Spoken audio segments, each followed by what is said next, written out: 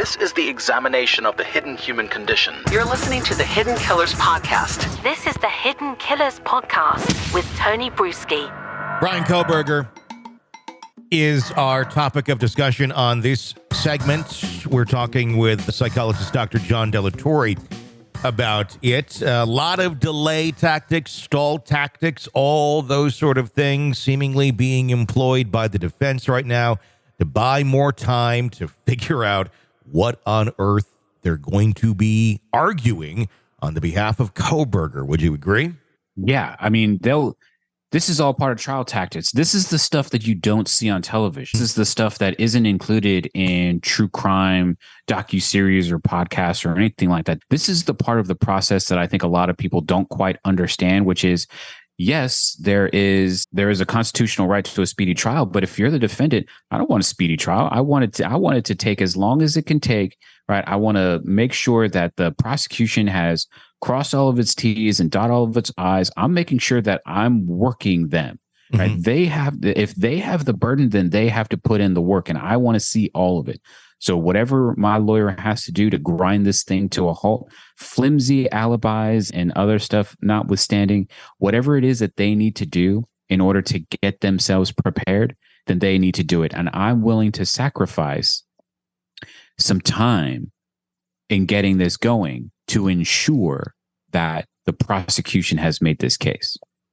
How do you feel about some of the points that the defense has been throwing out there, seemingly to a potential jury pool? Obviously, Moscow is where it's going to happen. Small community. Everybody's hearing the claims that they're throwing out there, but they seem to almost be trying to play to them prior to the trial actually starting.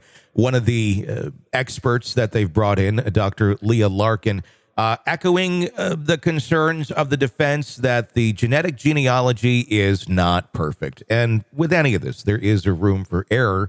But when you actually look at the room for error on some of these studies that have been done and some of the tests that have been done, it's insanely rare. 5.37 octillion times when we're talking about the DNA. It was more likely to be the defendant than any one random person selected in the general population.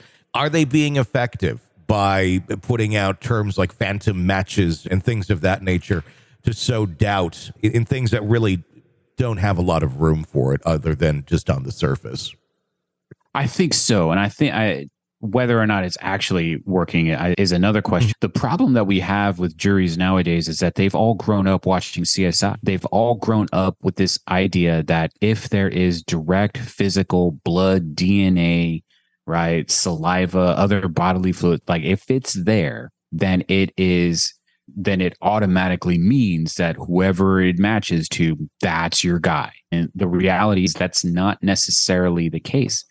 And so usually attorneys will say that there isn't much direct evidence, and there normally isn't. But I think this is a different tact because now they're saying, well, listen, the science isn't quite there.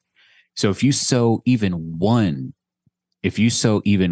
seed of doubt in one person, that's all you really need. And ultimately, I think what they're trying to do is just try to save his life, right? Mm-hmm. Just do what they can to get him to, maybe they're anticipating finding guilt, but just get the lowest amount of punishment that they can. Get that off the table, no matter what they have to do. Let me ask you this, because we haven't heard directly from Kohberger himself at all, really, through any of this, other than the few hearings that he said yes and no or stayed silent at.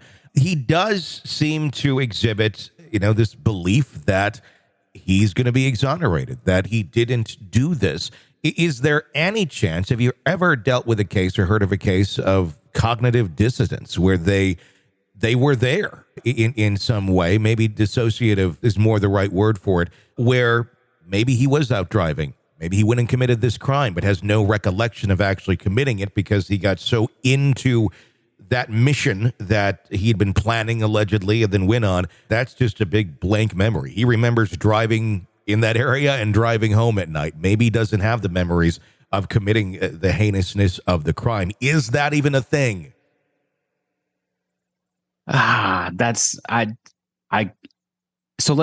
I can't see it because let's say he is on this mission. Well, how are you going to know that you've actually completed the mission if you don't have any recollection of it. So I don't believe that he's forgotten. I don't believe that he is in some kind of psychological state in which he has somehow repressed that memory. Whoever did this most likely enjoyed doing it and most likely has a fond recollection. If there's nothing, and again, we don't know all the evidence, but if nothing was taken as a sort of pseudo trophy, if no physical object was taken, then the only thing that's there that can be used to remember and relive the event are the memories. And there's nothing to suggest that this was the idea that, oh, I just want to kill these people and then I'm going to forget. That doesn't really seem to ring true. If he did this, he can recall it. But what incentive does he have to tell anybody that he can recall it? None. Yeah. Right. So he's just going to sit there and be quiet because that's what the law allows him to do.